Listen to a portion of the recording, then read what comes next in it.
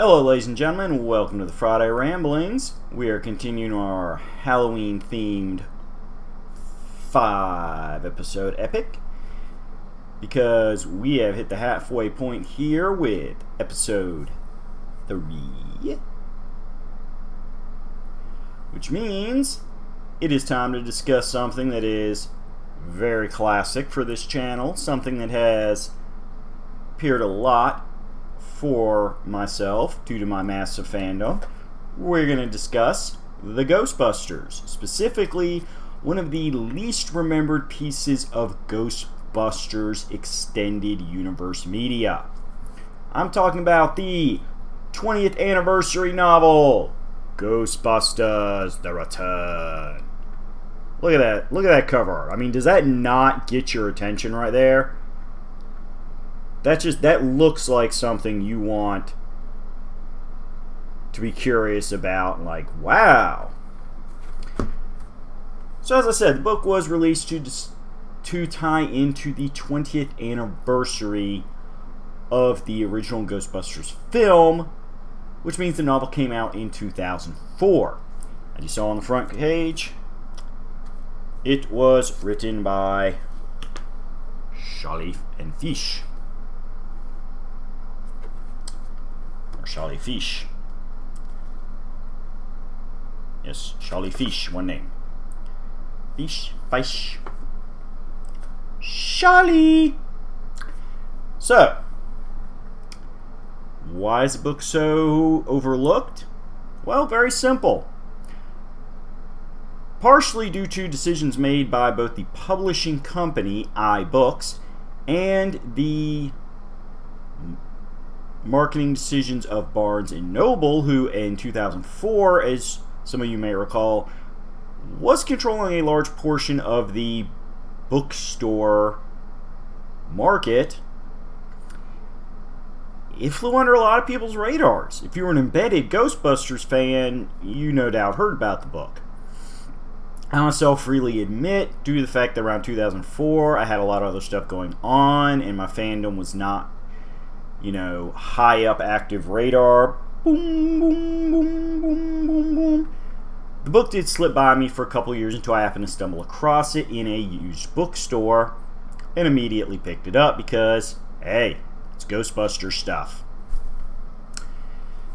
So, in fact, I even swapped out for the Ghostbusters shirt for the sake of this video, since this is the year that Ghostbusters Afterlife will be released in theaters.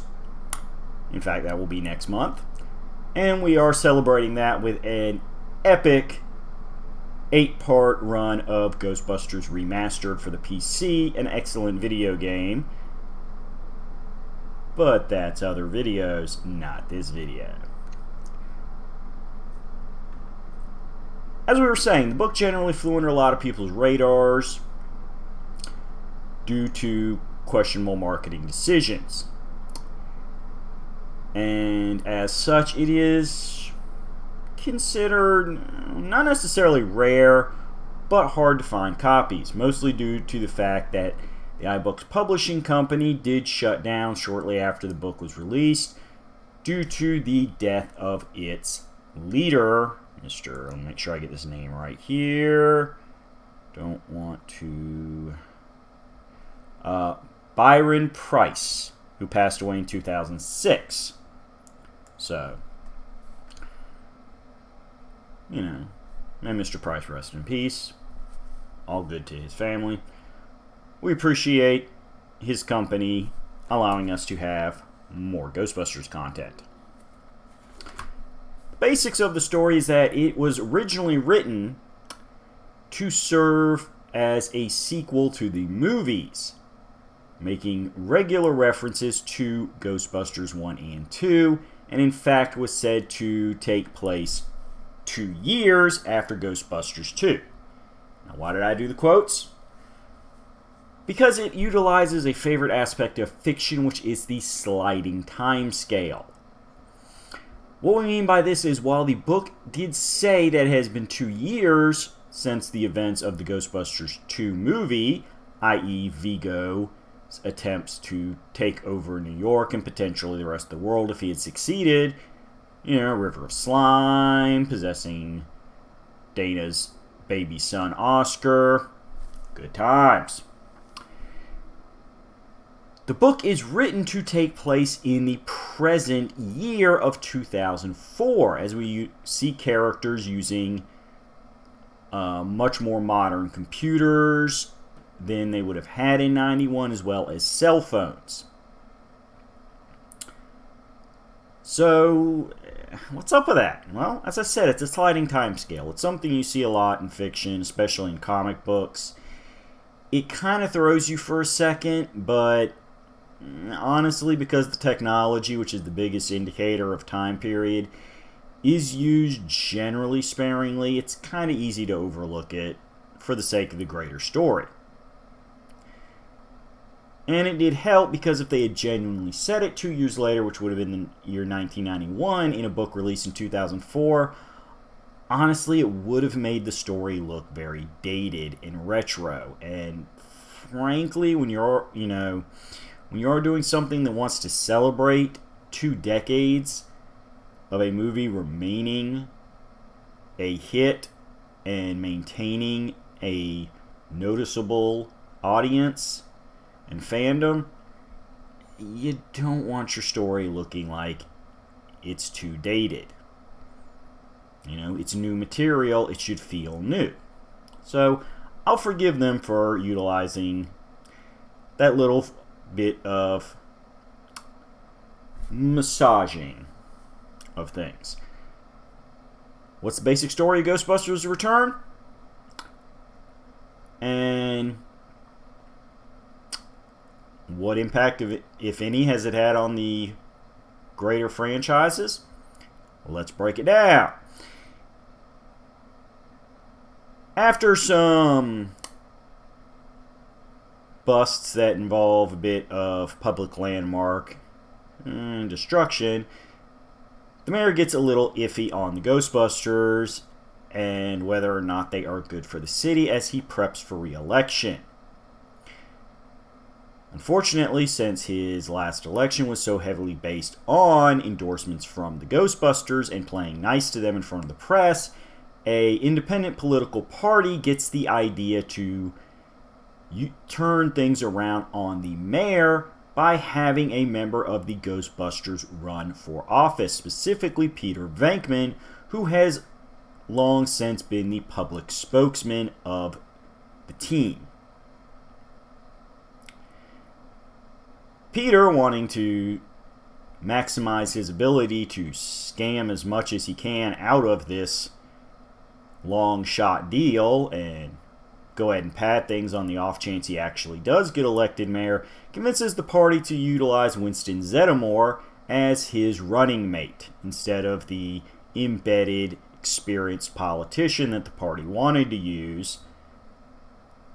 This results in the fact that the Ghostbusters team is now operating at half capacity during their new crisis, which creates questions of loyalty amongst the 4 Ghostbusters. So, what is this new crisis? Well, simply put, a demonic Lord of Fear is manipulating things in the background to grow his power enough where he can re-enter Earth and properly feed on humanity's fears and anxieties. To do this, he gets the brilliant idea to send out ghosts who are based off existing urban legends. As such, the book is occasionally referred to on the internet as Ghostbusters Urban Legends. What I mean by urban legends? Well, we got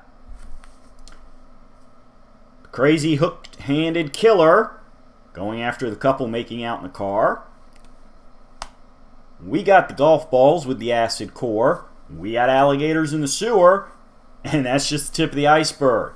Since we do like to keep things as spoiler minimum as we can here on the site, I'm not going to break down the rest of the urban legends because that wouldn't be as fun. This results in a lot of shenanigans and heartache for the Ghostbusters as I pointed out some of these busts involve only Ray and Egon. However, we did mention that this does reference Ghostbusters 2, and specifically one of the other plot points is Peter's relationship with Dana and her young son Oscar. Peter has continued to kind of be Peter Venkman and play things a little loose and non-committal. However, Dana is very rapidly deciding she wants none of this, encouraging Peter to grow up so he can be a good potential stepfather to Oscar, as well as a proper supportive partner for herself. And I can't fault Dana on this. The whole Peter Venkman, love him and leave him thing. Look, it's a fun character to watch in fiction. The ladies' man who, once he gets them, quickly loses interest. Hey, that was a plot point in the second movie. That they had broken up between movies 1 and 2 because of this attitude of Peter's. And it's fun to watch in fiction. Mostly because of the way Bill Murray chooses to play Peter Venkman. However, again, honestly, in real life, most of us who are past the age of mid-20s are going to realize Dana's in the right here. Peter's going to continue to come crawling back to her. He's got to show some growth after a few years. We also get references to the fact that Louis Tully and Janine Melnitz are still romantically involved, as we saw them get together in Ghostbusters 2. Good for Louis and Janine. Janine had the thing going for Egon in the first movie. Nothing came of it. Her and Louis hook up. They're a happier couple, all things considered. So you would be thinking, well, okay, if it's blatantly making references to the first 2 movies, this should be in canon, right? I mean, look at this. Look at all those pages. Should be nice, lovely canon that everybody talks about. Why wasn't this called Ghostbusters 3 for all those years that we waited for Afterlife? Well, the dedicated fandom that did actually know about the book and give it a fair chance and read it did consider it a strong contender for an unofficial 3rd movie, as we desperately waited for there to actually be a proper 3rd movie.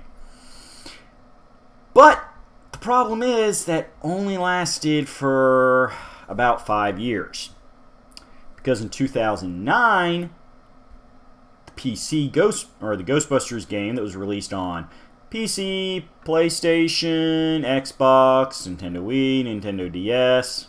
Although, yes, there were a couple different versions. I get into that when I play that game on my video game streams, so feel free to watch that for further information on that game. But the basics of it is, as that game's script was written with the involvement of Dan Aykroyd and Harold Ramis, who, as big-time Ghostbusters fans know, were involved in the scripting and production of the 2 movies, besides being starring actors in it, as well as the 4 Ghostbusters, along with Janine, returning to voice their characters in the game. It was almost immediately declared the 3rd movie, and with an asterisk, because obviously it's not a movie, it's a game. Especially with Dan Aykroyd himself mentioning that due to the success of the game and how much the fandom embraced it, that any Ghostbusters 3 scripts he would pitch after this point would be designed to take place after the game and acknowledging the events of it. So it kind of pushed Ghostbusters The Return out of the way, especially since it also claims to take place 2 years later from the events of Ghostbusters 2.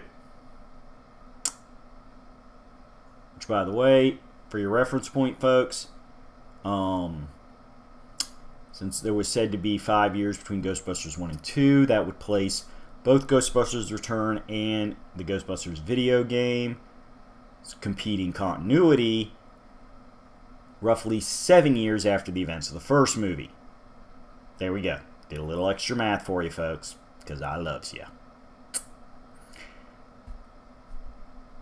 Now, the fact that Ghostbusters Afterlife is now coming out while it is set many years after the events Ghostbusters 2, nobody involved with it has referenced this book as well, means that, well, kind of awkwardly, it looks like it's been officially jettisoned from any and all movie canon continuity.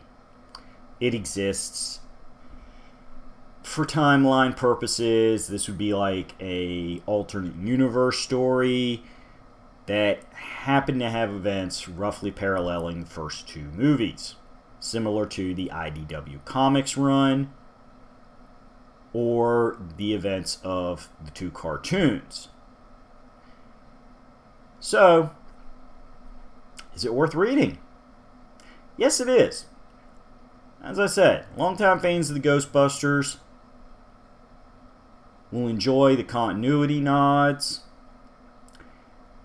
as well as the fact that we are dealing with a big-time threat to New York City in classic Ghostbusters feel that is not Gozer or Vigo. Because let's face it, we already had a Destructor, we already had a European madman of a tyrant. Mixing things up with a Lord of Fear, well, that's a good variant, while still keeping with a threat that feels large enough to be a massive threat. What happens with Peter Venkman's mayoral campaign? Hey, I'm not giving you that spoiler. Let's just say the ending is totally worth it. And for fans of Peter Venkman who do want to believe that he is a good man at heart, I think you'll find this ending very satisfying. Ray and Egon, as the prime ones busting ghosts out of the story, get plenty of screen time, so fans of them will be happy to know it's not all Peter's story. And Winston Zeddemore himself, he gets some good nods. So, the last question to ask, did anything from this book, this lovely, lovely book, actually have any impact on anything coming afterwards? Well, 50-50. I've never seen any interviews confirming that any of the creators of more recent Ghostbusters stuff have read the novel and had this inspire their stuff as well, but there are certain parallels between stuff that was done with later media and the novel. Now, what is that? Well, Ghostbusters The Return features a Slimer as a pet and ally. Now, while this was already done in the cartoon and was seen being teased in the second movie, the fact that various media have continued to show some variant of that over the years is a good nod. In the video game from 2009, we do see Slimer kept in a special experimental container, all to himself as opposed to the main containment unit, with references that he is Ray and Egon's favorite test subject, implying some sort of affectionate bond that they have that doesn't apply to other ghosts. And of course, in the IDW comics, he is treated in a similar vein. He is considered an iconic ghost that the Ghostbusters, through multiple busts of Slimer as he has a tendency to escape, treat as an almost, frenemy type relationship. Anything else to it? Well, generally the other expanded medias have pulled away from the Dana Barrett relationship with Peter, mostly due to the fact that Sigourney Weaver chose not to return for the game, and the comics themselves kind of wanted to free Peter up to be more of his ladies' man aspect from the first movie without him blatantly being a cheater, because that's not a personality trait anybody wants to endorse. In many ways, the novel basically is, for fans of the Peter-Dana relationship, the best possible ending for them. Which is interesting. As I said, for those of you who do want a good, for them to have continued on, hey, this is the timeline for you. Otherwise, well, we do have the idea that the Ghostbusters continue to utilize technology as it continues to improve to keep their equipment upgraded and cutting-edge technology. Now, this seems like a duh thing, but funnily enough, that was a plot point of the Extreme Ghostbusters cartoon where after everything flared up again, Egon had to make some rushed upgrades to renovate the equipment, as he had not been keeping pace with it due to them not actively going on busts, and in fact the team itself having separated. But Extreme Ghostbusters is a conversation for another time. In short, you're probably never going to see references to Xanthor, the Lord of Fear, in the upcoming Afterlife movie or any other movies that come afterwards. It's probably never going to appear in the comic books, which is sad, honestly. I mean, I know the IDW writing team has a lot going for them right now. They've produced a ton of great stories. But personally, I think it would be interesting to see a visit to this story. They've already created the idea of multiple realities.